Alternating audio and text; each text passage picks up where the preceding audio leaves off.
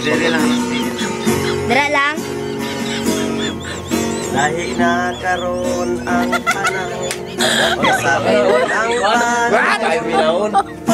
Sa una kong mangyag ka, kanihanglan mamisita pa. Pero karon kay high-tech na cellphone ay gamiton.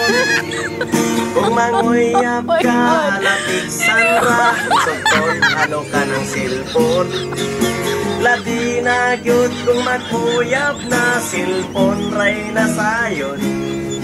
Kay ang ring calling ug ang right message mauray nakabalo. Kinahanglan ko ang imong reply nga kanang tinod-anay. Ayaw reply, ayaw dugay-dugay kay ang cellphone mo patay.